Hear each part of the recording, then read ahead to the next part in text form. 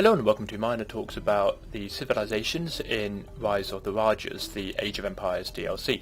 Now, in this video I'll be talking more about the buildings and the different architecture that was used, sort of how they look. So at the moment we're in the Dark Age. I'm playing as a Burmese, and one thing to note is the Burmese, the Khmer, Malay and Vietnamese all actually have the same style of building.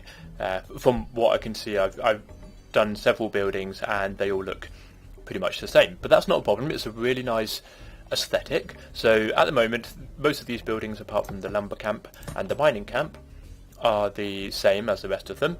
So if I were to go into Feudal Age, you can see how they've changed slightly. So they've all got this thatched roof with wooden triangles here. The lumber camp and mining camp stayed the same. I didn't see any different. I don't think it did.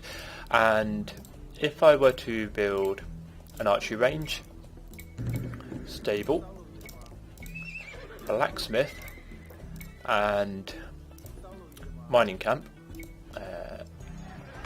also a watchtower, and outpost is the same, but actually no, what am I doing?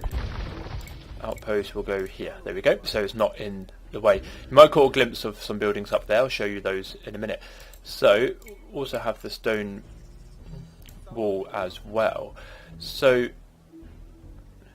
the stone walls obviously have got this Southeast Asian architecture where the Rajas come from. So if I go to Castle Age, now they've all turned into stone buildings. Obviously lumber camp and mining camp are still pretty much the same, but you can see how a lot of them have got these faces that are on here. The stables actually have an elephant, which is quite interesting.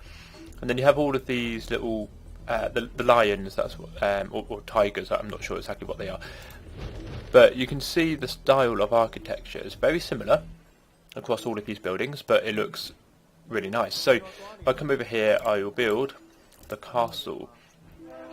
So that's a very grand looking castle. As I said before, it's the same in all of the different civs that are in Rise of the Rajas, the 4 different ones. So those are the extra buildings that you get. We have got to build a gate as well, so that looks obviously very similar to the stone wall.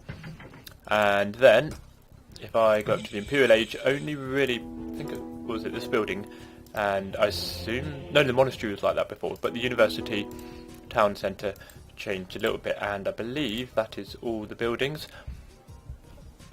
I do apologise, siege workshop. So I don't think the siege workshop changes at all. That's how it looks in the Castle Age. So that's all the buildings apart from the wonders. So the Burmese Wonder, I do apologise, and I don't know specifically what these buildings are based on, but as you can tell they look very Southeast Asian. You have the Khmer Wonder, the Malay Wonder and the Vietnamese Wonder. So these three look quite similar. The sort of stone pyres, actually no, it wouldn't really be a pyre, would it? But yeah, stone towers of sorts, big and grand. And then the Vietnamese one is more of like a nice temple palace kind of place. So all the architecture looks fantastic in here. You've got lots of fine intricate details.